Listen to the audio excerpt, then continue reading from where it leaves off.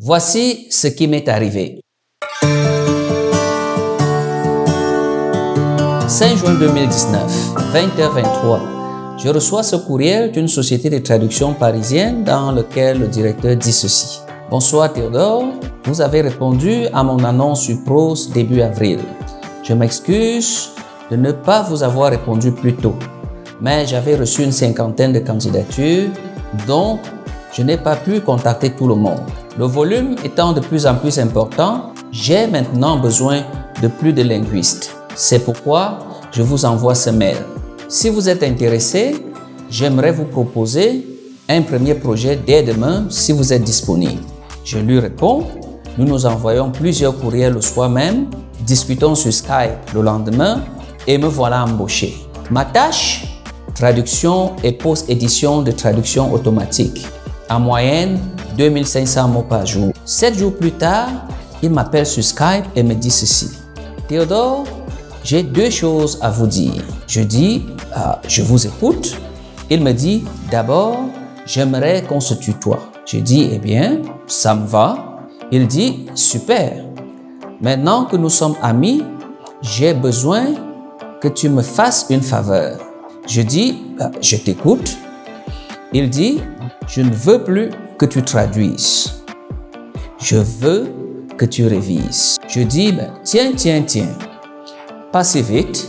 Il dit, si, j'ai gagné ce marché il y a 5 mois. Je me suis occupé personnellement des révisions pendant tout ce temps, car ce client est très exigeant et très important pour moi en même temps. Cependant, je me rends compte, après avoir révisé tes traductions sur 7 jours, que je peux te confier le compte et me concentrer à nouveau sur le développement de l'entreprise. Je dis, c'est bien trop pour mes frères et épaules. Je vois bien que tu es humble, me lance-t-il. Avant d'ajouter, ce n'est pas tout pourtant. En fait, je vais faire de toi le réviseur en chef de l'équipe que je suis en train de constituer. Tu me diras progressivement quels traducteurs peuvent t'assister dans les révisions.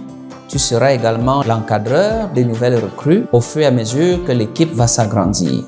C'est ainsi que je suis devenu du jour au lendemain son ami, sa ressource humaine de confiance et le réviseur en chef d'une équipe de 5 traducteurs. À la fin de ce projet à long terme, en octobre 2022, après environ 4 ans, l'équipe comptait 20 traducteurs. Ce client est l'un des 8 clients qui m'ont un jour demandé de leur recommander un traducteur aussi fiable que moi. L'idée de créer la Bague de fiançailles, société de traduction, est née de ces demandes.